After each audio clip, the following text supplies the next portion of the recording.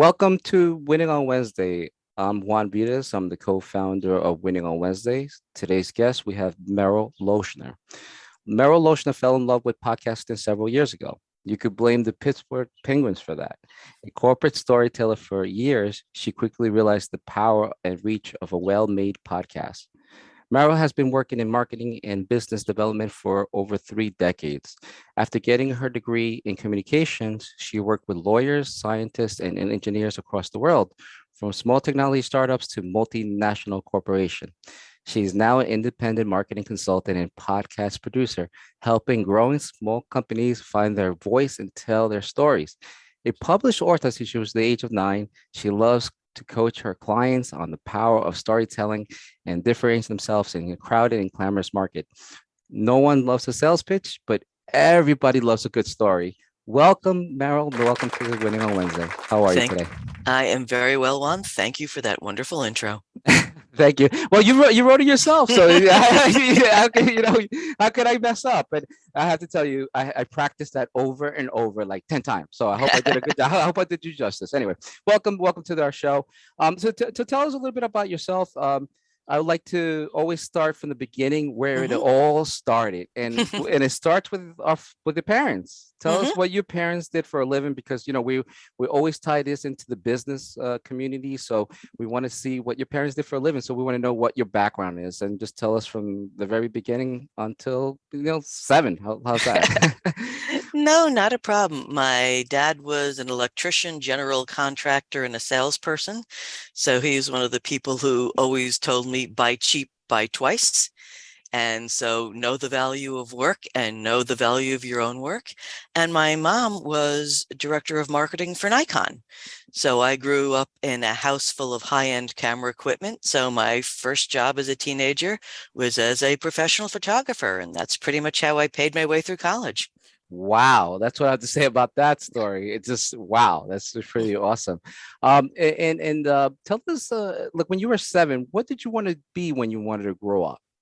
Oh, that was various things. I've always been a science junkie. I've always loved science documentaries. I blew up the backyard picnic table twice with chemistry sets, destroyed the stove the same way. I was the only one in kindergarten who knew Mohs scale of hardness because I was in a geology phase at that point. And I also kind of wanted to be a witch, but then I realized that modern witchcraft is called chemistry. And so I started to learn more about chemistry. So I've always been an unapologetic science junkie. Tell us the truth, Merrill. You were trying to make gold, right? You were trying to be an alchemist. That's what you were trying to be, right? Well, then I discovered the power of baking, and that turned chemistry into dessert. And Oh, that was the ultimate superpower right there. well, that's pure gold right there. Mhm. Anyway, and tell us, what'd you go to school for? I actually went to school for documentary filmmaking and communications because, like I said, I loved science. So I wanted to be one of those documentary filmmakers on Nova, chasing the tornadoes in a truck and following Jacques Cousteau around. And my final semester, senior year of college, I got an internship with the documentary filmmaking unit of the United Nations. And I created a documentary for CNN on Bolivian children victims of the debt crisis. And by the time my time there was done, I decided I never, ever, ever wanted to do that again. Well, So, wow. so now I ended up with a college degree that I didn't know what to do with. So I graduated and looked at mom and said, she's storytelling, she's working with scientists. I can do that. And so that's how I got into corporate marketing in the STEM field. Wow, that's incredible. And it's so tell us some about I mean, I know you talk about science and you were those some of your hobbies. What other interests did you have while you were growing up? Oh, while I was growing up, it was primarily science. I'm an inveterate reader. Like I said, I taught myself how to read when I was 2.5. So by the time I started kindergarten, I was bringing in my favorite books like Murder at the Vicarage by Agatha Christie. And in second grade, I had a teacher who everyone else was learning basic reading skills, and she taught me speed reading. So yeah, now I can read your average Stephen King novel in about 2 hours. Of course, the problem with this is it wasn't until the first day of college that they discovered I was dyslexic. So that probably would have been a lot easier if they caught that, oh, a decade earlier. Wow, that's something truly amazing that I didn't know, Merrill. Thank you for sharing for that. That's wow that you were able to have all the to even at an early age, that you were Hmm. able to read and you had all these adversities. That's truly amazing. I always say what doesn't kill you makes you stronger, and you got to make your weakness your strength. Hmm. And there's a lot of famous people. I believe Jay Leno is Hmm. one of those that they're successful people that you can it's just the only difference is that our brains are wired differently. That's all. Oh, And absolutely. Well, I taught myself how to read pictographically. So I read by the shape of the word, not by the individual letters. So yeah, I can read a novel very quickly. Ask me to spell anything, that's going to be a bit of a challenge. well, thank God for Grammarly and other spell Oh, check and all that yes. is other stuff that is out there to do. Yes, because I understand your sentiment. Because me, I wasn't born in this country. In English was a second language for me. Hmm. So even to this day, even writing for me, I still have some a little bit of anxiety because Hmm. you always want to make it right and proper grammar and and all that stuff. So I still have that. That's so wow, that's truly amazing, Meryl. Thank you again for sharing that. And I always say people that I always say that's your superpower. You Hmm. have your superpower, which is speed reading. That's amazing. I wish I had that superpower. And let me ask you a question. What was your last 9 to 5 job? I was director of marketing for a large law firm up in Connecticut. Oh wow. And what made you decide to go on your own? Like, what made you decide to leap from your regular 9 to 5 to just go out on your own? Well, I had actually decided before I started that first job. I was working with, again, I worked with a lot of large scientific and technology companies. And one of the last ones I had worked with just got bought out by a large mega national that one wanted everyone to move, and everyone in my company said no. And so that's when I decided, okay, I've been thinking about starting my own agency for years. This is a perfect time to start. And about 2 days after I left that job, I got a call from a headhunter saying, my uncle owns this law firm and they're B2B and they've never really had marketing before. Can you come in and start a marketing department for them? Which I'd done several times. I've built marketing departments from scratch for several small companies. And so I went in with this law firm, naively thinking that lawyers thought of themselves as businessmen, and suddenly realized that no, we're not a business firm. So learning the way that lawyers do business and teaching them the way that people should do business, it was a very good 2 years. And when I finally started my own agency, I now work with a lot of lawyers because I know what they're looking for and I know how to work with them. um, were you scared and nervous when you went on your own? Not really, because at that point I was ready. I had done a lot of preliminary work. I had done a lot of freelance work over my time. So at this point it's just simply taking what I already knew and just taking that step to launch it myself. Wow. Now, this is the part of our meeting that I like to say, I like to call the golden nugget. Hmm.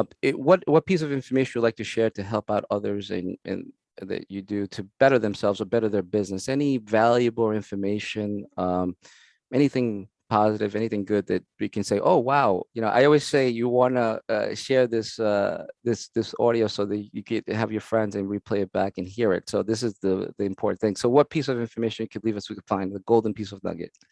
Well, you actually said it in the intro. No one wants to hear your sales pitch. Everyone wants to hear your story.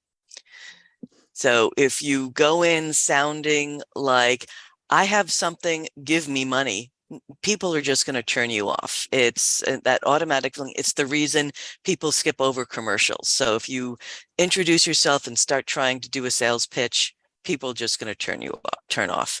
But however, if you tell a story about what you do, if you tell a success story about one of your clients, if you show the joy of who are you, what are you doing, and why are you doing it, I'm going to listen to it.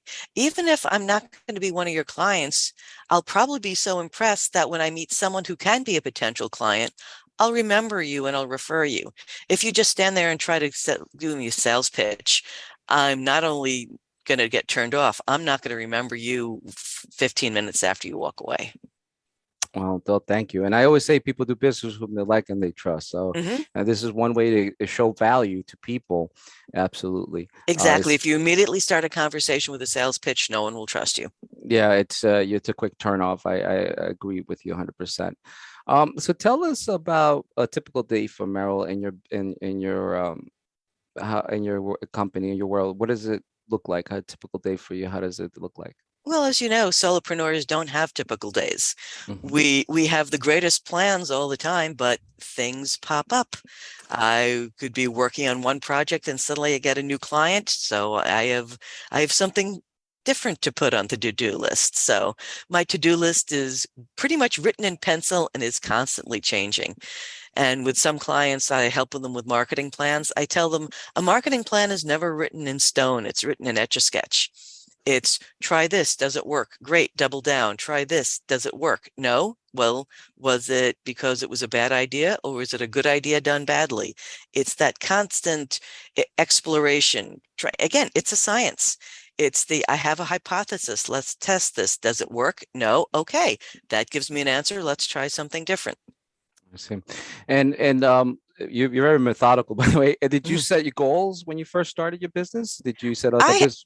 I Mhm. had basic goals, but again, they were flexible because when I first started, I had a very different idea of what I wanted to do. Within 3 months, I realized I had to modify a bit. 3 months after that, I went, hey, wow, this is much more successful than I thought. And what I'm doing here, no one seems to care about. Let me pivot. So it's the ability to set general goals, but being able to pivot a lot. And so during the pandemic, I was actually busier than I was pre-pandemic because I did all the pivoting early before the world changed. Oh, wow. And speaking of pivoting, did you belong to any organizations, or did you leave any organizations, or are you still in any organizations that has helped your business? Oh, many of them, a lot of networking. One of the things I do is just talking to other small business owners. Even if they have nothing to do with I do, it's constantly learning. How do you do this? How does that work? And sharing the knowledge I've learned. When I first started Smith Douglas, the first thing I did was went to my local chapter of SCORE and said, okay, I want to start an agency. I know all the things about marketing. What's a P&L?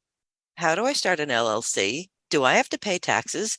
Everything I needed to know about the business side of running a business. And that's something I'm still learning. And that's one thing I love about networking and talking to other small business owners is they may be doing things that could help my business that I never even thought of. And speaking of networking, we could talk about winning on Wednesday. I know Hmm. you are my co-host. You are co, Absolutely. and we started what, 3 years ago, something like that, Just 2 years. about. Yeah. Yeah, 3 years ago, right after the pandemic. I remember Hmm. that we used to meet at a pizza store, and I know you were part of that. No, I wasn't. Your brother actually introduced me to WoW. Oh wow, wow, yeah. Thanks, Mauricio Vides. That's my brother. So Yeah, thanks. he, Just a shout out. he he Yeah. is my web designer, and I met him in another networking group, and he came up to me and said, "I've seen your website," and I cringed because I designed my own website, and I knew it was awful, but I was going to get around to fixing it someday. And he just smiled and said, "Give me your password. Your website hurts my soul. I'm giving you a new one." Wow. And he's been my web guy ever since. Excellent, excellent. And then my brother and I, we work together. We have Hmm. separate companies, but Yep. I have to tell you, that's probably the best thing I did, because my brother and I, we're 14 years apart. Hmm. And we basically he wanted to work for my company, and I said to him, if you screw up my clients, I'm going to kill you. Better yeah, better yet, just start up your own company. And I gave him the resources and all the tools and everything, and Hmm. he took the ball and ran it, and I'm very proud of him. He's just started, he has his own clientele. Hmm. And what's the beauty of it is that we share clients too, Hmm. because he specializes in social media and I do SEO Hmm. and other stuff. So it's really nice that we can get, you can collaborate, and like you just said, that we work together. Hmm. And it's nice when you do that, when you find people in networking, and that's what the networking is all about: is how are people supposed to know what you do, how people are supposed to recommend you. You have to, I always say, a closed mouth doesn't get fed. So you can, Hmm. and you consistently, you have to be there. And I have to say, of all the people, Merrill, you have been the most consistent person. And Mhm. wow, I really, you've been there all the time. And I'm like, wow. And that shows a great value. Mhm. I'm going to be honest that that's what blew me away about you. And when I had the opportunity to do a podcast interview, it was a no-brainer. I said, Mhm. let's just do it because it's a way for me to saying thank you for all these years that you have supported me. And wow, I just Mhm. want to say thank you so much for all that you have done. And and we're speaking of wow. So tell us another story. Do you have any success stories about wow that impacted your business that you like to share with Well, someone? one thing people need to realize when they're networking is they're just not networking with the people in that particular networking meeting. I recently got a client from somebody who knew somebody who knew somebody who knew someone in WoW. So somebody in WoW was at another networking meeting and someone went up to him like, do you know anyone who does podcasts? And he's like, oh yeah, I know. And it turns out that the person was asking, heard from another person in a different networking group who had heard from someone else in a different networking group. So that was 4 degrees of separation. So one of the things I always tell people who are networking is it's great if you have your 30-second pitch and whatnot. I'm not going to remember that.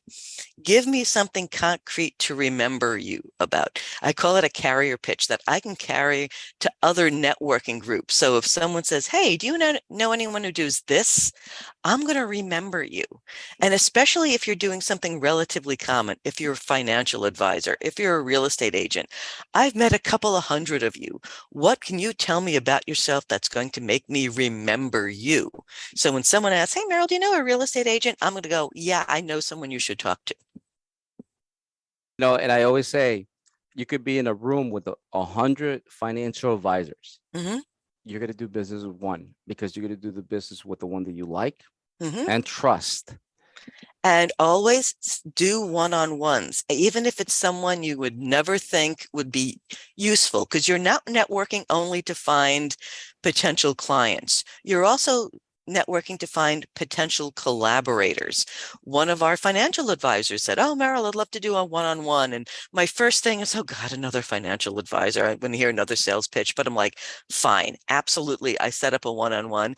And one of the first things he said was, well, I'm a financial advisor, but I also do voiceover work. Do you ever hire people who do VO work? I'm like, oh, absolutely. So we had a very different conversation than I thought we were going to. So absolutely talk to a lot of people. I spoke to someone else who I didn't think was going to be a real match, but it turned out his wife was looking someone to help with a podcast. So have a one-on-one, talk to people, even if you never think in a million years that they'll ever be a client for you. Wow, that's really a wow. And Merrill, what is the best way to contact you? I am good with email, which is MLL at smithdouglas with 2 S's.com. You can also visit my website at smithdouglas with 2 S's.com. And Merrill, I always say this to you in our meetings. And if you guys come to our meetings, you'll understand why. You'll get it. Uh, you sound like a broken record. Can you say it one more time? Because I say that all the time in our question of the week. Mm-hmm. So can you say it one more time so for our listeners and also for our audio recording? So go ahead Oh, one more time. absolutely. Email is MLL at smithdouglas with 2 S's.com. And that's also my website. All right. Well, thank you so much, Merrill. It's been wonderful. And really, I really thank you on the bottom of my heart. Thank you for all the help you have done for all these years and to be in support and working with my brother and family, everybody. Just wanted to say thank you. Oh, Thank you for thank that. you. All right. Listen, have a great day. And everybody, thank you for listening. And we'll be back next week. Thank you so much.